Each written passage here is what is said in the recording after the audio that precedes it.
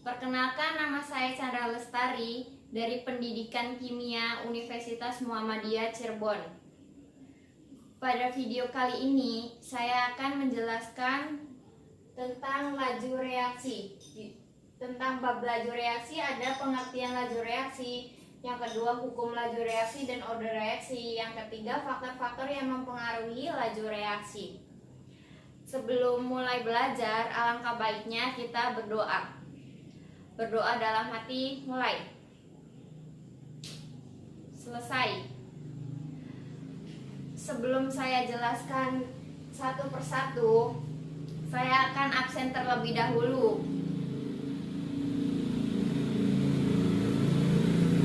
Sebelum saya menjelaskan materi tentang pengertian laju reaksi, hukum laju, dan faktor-faktor, saya akan sampaikan tujuan pembelajaran. Yang pertama, peserta didik dapat menjelaskan apa itu laju reaksi. Yang kedua, peserta didik dapat menjelaskan apa itu order reaksi. Yang ketiga, peserta didik dapat menjelaskan atau menghitung order reaksi. Yang keempat, peserta didik dapat menyebutkan faktor-faktor yang mempengaruhi laju reaksi. Yang kelima, peserta didik dapat menjelaskan faktor-faktor yang mempengaruhi laju reaksi. Yang keenam, peserta didik dapat menunjukkan salah satu faktor-faktor yang mempengaruhi laju reaksi. Mari kita mulai belajar. Pada video kali ini, saya akan menjelaskan materi tentang laju reaksi. Dan sebelum saya menjelaskan pengertian laju reaksi itu sendiri, saya akan beri contoh dalam kehidupan sehari-hari, yaitu seperti pada bumbu ketoprak. Nah, sebelum menjadi bumbu ketoprak yang encer, awal mualanya kacang tanah digerus menjadi bubuk kacang yang masih agak kasar. Kemudian bubuk kacang ditambah air menjadi bumbu ketoprak yang encer. Coba kalian buat hipotesisnya. Sebelum kalian buat hipotesis, saya akan menjelaskan pengertian laju reaksinya. Ya, pada pengertian laju reaksi adalah berkurangnya jumlah reaktan dan bertambahnya jumlah produk. Coba kalian buat hipotesisnya. Ya, baik. Coba kaitkan yang tadi contoh sama pengertian laju reaksinya. Mana yang menjadi reaktan dan mana yang menjadi produk? Baik, yang menjadi reaktan adalah bumbu kacang plus air dan menjadi produknya bumbu ketoprak. Sebelumnya saya sudah menjelaskan pengertian dan contoh. Agar kalian lebih paham, saya beri satu contoh pada reaksi. Di sini ada reaksi gas N2O4 yang menghasilkan gas 2NO2. Nah, agar lebih jelas dan paham, coba kalian perhatikan ilustrasi gambar di sini. Pada gas N2O4 awalnya tidak berwarna. Kemudian jika diberi di dalam air es akan berubah warna menjadi coklat tua. Yang itu artinya berarti gas N2O4 itu akan berkurang dan menghasilkan gas 2NO2 yang artinya bertambah. Reaktannya berkurang, produknya akan bertambah. Ya, dalam perhitungan kimia kita sering menggunakan larutan atau gas dalam keadaan tertutup. Oleh karena itu, untuk perhitungannya kita menggunakan dengan konsentrasi. Di sini ada R sebagai reaktan dan P sebagai produk. Awal muala reaksi tidak terbentuk produk. Dengan berjalannya reaksi akan bertambahnya produk, yaitu konsentrasinya. Sedangkan reaktannya akan berkurang. Agar lebih jelasnya kita lihat grafik ini. Konsentrasi reaktan akan berkurang, sedangkan produk konsentrasinya akan bertambah.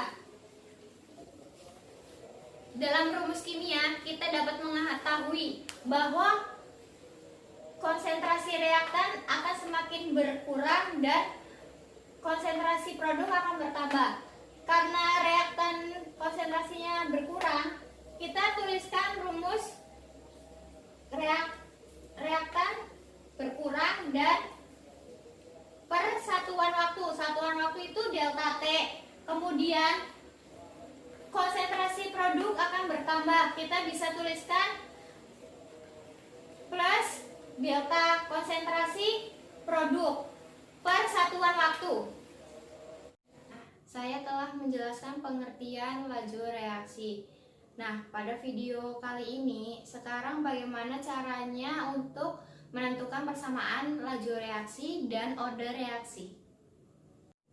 Persamaan laju reaksi menyatakan hubungan antara konsentrasi reaktan dengan laju reaksinya. Sekarang sebagai contoh, di sini ada persamaan laju reaksi. Dan rumus umumnya ada R sebagai laju reaksi sama dengan K konstanta atau ketetapan laju reaksi. Ini konsentrasi zat A, ini order reaksi zat A, dan konsentrasi zat B, ini order reaksi zat B.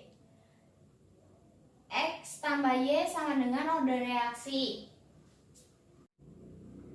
Jumlah pangkat reaksi dari reaktan itu disebut order reaksi. Order reaksi dapat ditentukan dari eksperimen, karena order reaksi itu tidak dapat ditentukan dari harga koefisien reaksi. Setelah kita ketahui penentuan order reaksi bisa dilakukan dengan data eksperimen. Penentuan order reaksi dapat dilakukan dengan dua cara. Kali ini saya akan menjelaskan cara yang pertama. Di sini ada data eksperimen, ada 3. Yang pertama, konsentrasi zat A 0,1, konsentrasi zat B 0,1, data laju reaksinya 20. Yang kedua, konsentrasi zat A 0,2, konsentrasi zat B 0,1, data laju reaksinya 40. Yang ketiga, konsentrasi zat A 0,1, konsentrasi zat B 0,2, data laju reaksinya 80. Yang cara pertama, untuk menentukan data reaksi order reaksi terhadap zat A, kita cari data yang B yang sama, yaitu pada data yang pertama dan kedua. Kita masukkan data pertama dan kedua.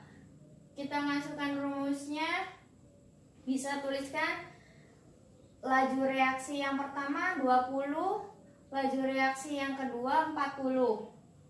Kita bisa masukkan konsentrasi zat A, konsentrasi zat B-nya. Kemudian kita bisa sederhanakan dan bisa menghasilkan ini. Jadi order reaksi terhadap zat A itu X sama dengan 1. Order reaksi terhadap A sama dengan 1. Untuk menentukan order reaksi pada zat B, kita sama dengan melihat data zat A yang sama, yaitu terdapat pada nomor 1 dan nomor 3. Kita masukkan, kita bisa sederhanakan menjadi 1/4 K konsentrasi 0,1 pangkat X, konsentrasi 0,1 pangkat Y per K konsentrasi 0,1 pangkat X, konsentrasi dikalikan konsentrasi 0,2. Kita bisa coret yang sama. Jadi kita dapat menghasilkan ini.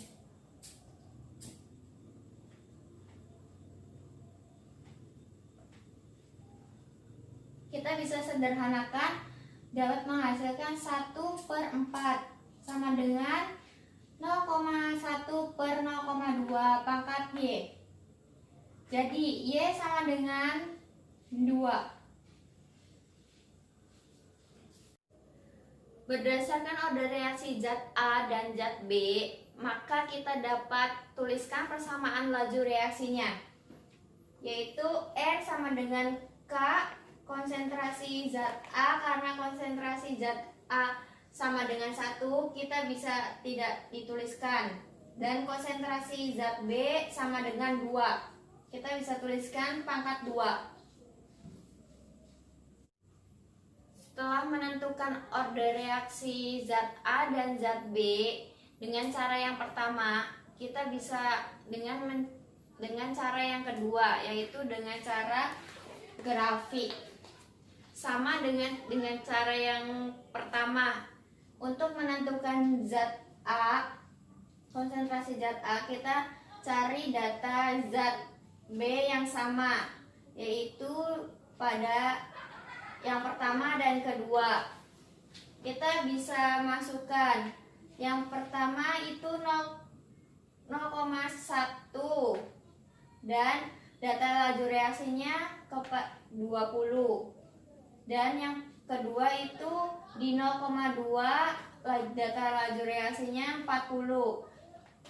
Dan ciri khas order reaksi 1 itu garis lurus. Yang pada order reaksi zat B, kita bisa cari data zat A yang sama, yaitu pada data yang pertama dan ketiga. Yang pertama 0,1, data laju reaksinya 20. Dan yang ketiga 0,2, data laju reaksinya 80. Dan garis lengkung itu tandanya cirinya order reaksinya 2. Setelah kita mencari order reaksi dengan cara yang pertama dan kedua, sama bukan? Sebagai tambahannya, jika ditanyakan nilai konstanta dari persamaan lajunya, maka kalian bisa gunakan dengan salah satu data yang ketiga. Semisal data yang pertama, kita bisa masukkan R sebagai data laju reaksi, yaitu 20 sama dengan K. K itu yang ditanyakan, ya udah didiamkan saja. Dengan konsentrasi A, kita bisa masukkan 0,1 dikalikan B, konsentrasi zat B 0,1 dengan pangkat 2. Untuk hasilnya bisa menghitung sendiri kan?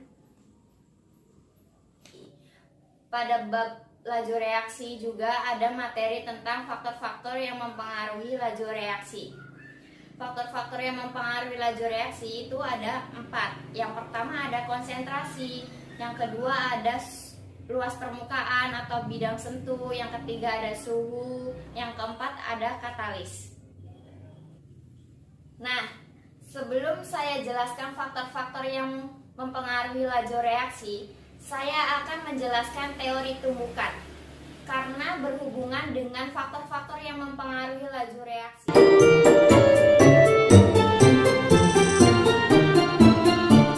Teori tumbukan adalah partikel-partikel yang terdapat dalam gas, zat cair, atau larutan yang selalu bergerak secara acak.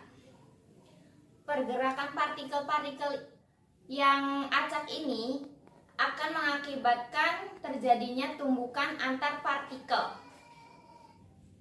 Tumbukan partikel ini akan menghasilkan energi yang dihasilkan harus mencakupi untuk memulai terjadinya reaksi. Reaksi kimia terjadi akibat adanya tumbukan antar partikel-partikel zat bereaksi yang menghasilkan energi yang untuk memulai reaksi.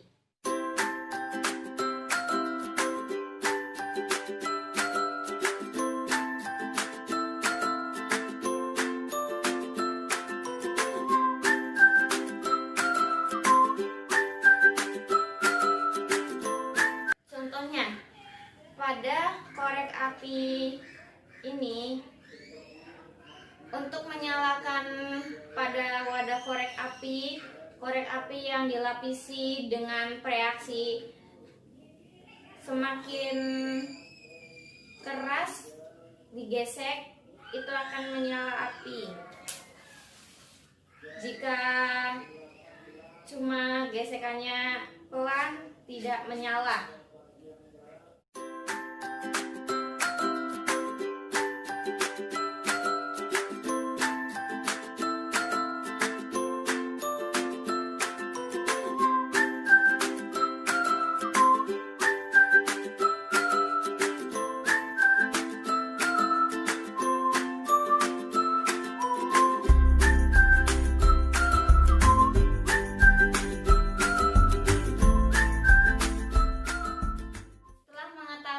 Apa itu teori tumbukan, kita bisa kaitkan dengan faktor-faktor yang mempengaruhi laju reaksi.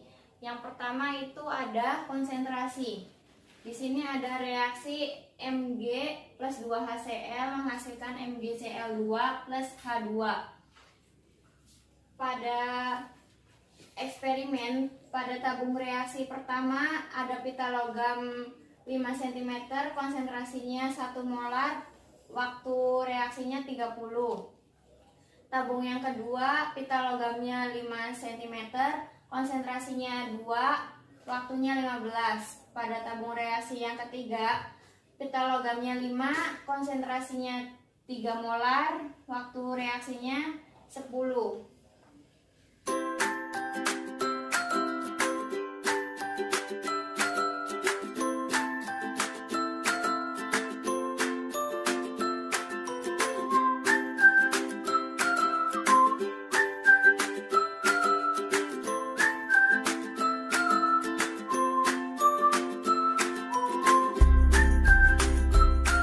Dapat menyimpulkan bahwa semakin besar konsentrasi akan memperbesar laju reaksi.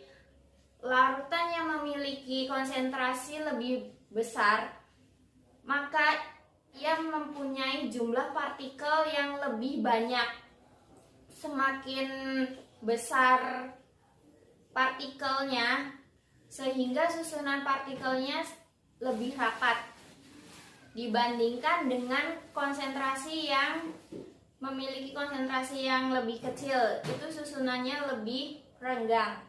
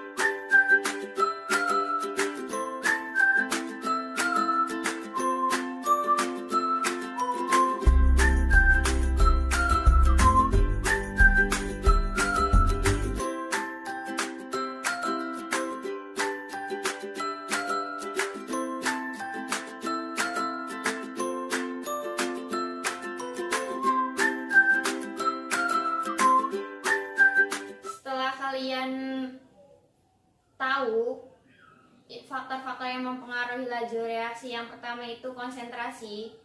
Coba kalian lakukan di rumah pada kerak wastafel dengan cara yang pertama, masukkan 1 sendok soda caustic plus 1 liter air. Yang kedua, 2 sendok soda caustic plus 1 air. Yang ketiga, 3 sendok soda caustic plus 1 air. Coba kalian buah hipotesisnya. Mana yang lebih cepat membersihkan kerak wastafel di rumah kalian?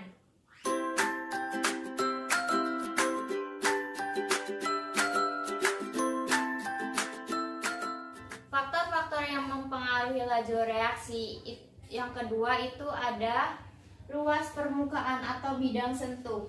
Di sini ada reaksi CaCO3 plus 2HCl menghasilkan CaCl2 plus H2O plus CO2.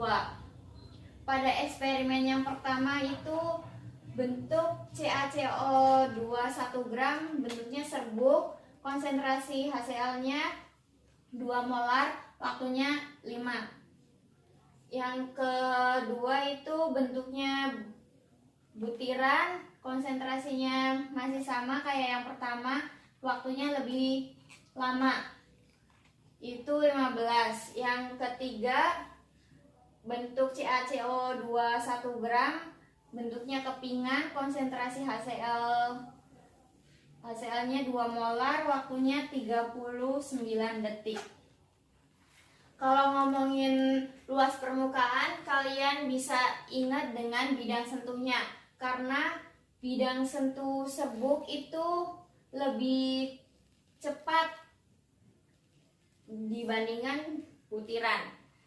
Karena luas permukaan dapat mempengaruhi laju reaksi. Kita kaitkan dengan teori tumbukan. Semakin luas bidang sentuh, maka partikelnya pun semakin banyak. Partikelnya semakin banyak, tumbukannya semakin sering, laju reaksinya pun semakin cepat. Contohnya pada gula pasir dan gula batu.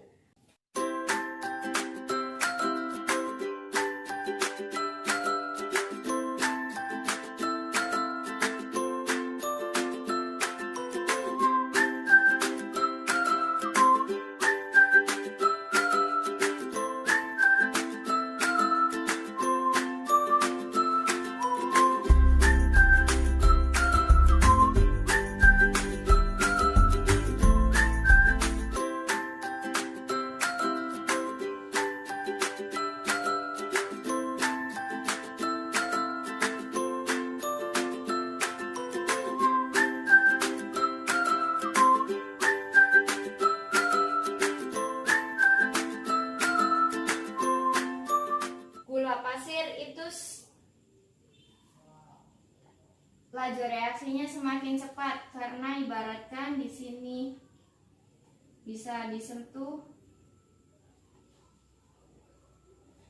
tumbukannya semakin banyak, maka laju reaksinya pun semakin cepat. Daripada gula batu itu cuma tumbukannya pun cuma beberapa dibandingkan gula pasir. Maka dari itu gula pasir laju reaksinya lebih cepat daripada gula batu.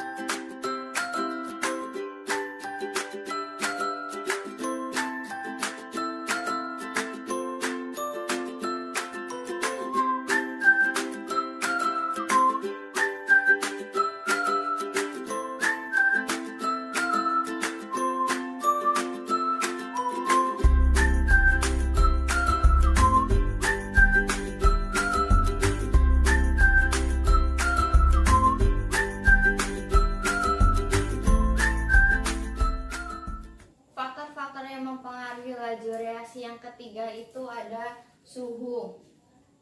Di sini ada reaksi Na2S2O2 plus 2HCl menghasilkan 2NaCl plus SO2 plus S. Di sini ada data eksperimen yang pertama dengan suhu 27 derajat Celcius dengan konsentrasi HCl-nya 2 molar, konsentrasi Na2S2O2-nya 0,2 molar dengan waktunya 15 detik. Eksperimennya yang kedua itu ada suhu 37 derajat Celcius dengan konsentrasi HCl-nya 2 molar, konsentrasi Na2S2O2-nya 0,2 molar, waktunya 9 detik. Pada data yang ketiga itu ada suhu dengan suhu 47 derajat Celcius, konsentrasi HCl-nya ada 2 molar, konsentrasi Na2S2O2 ada 0,2 molar dengan waktu 4 detik.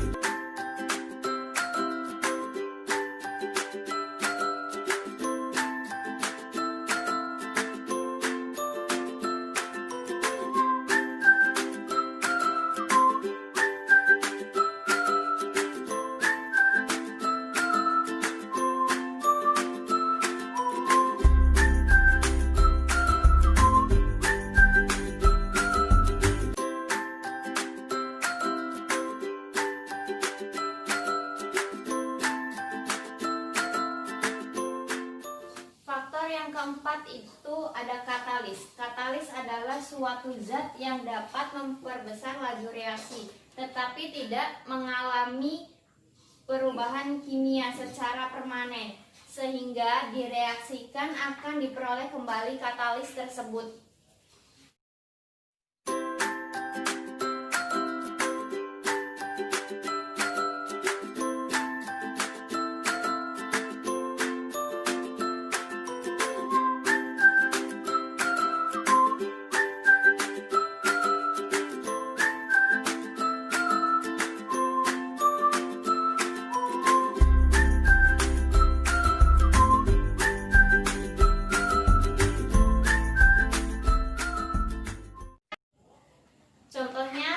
pada pembakaran pada kayu.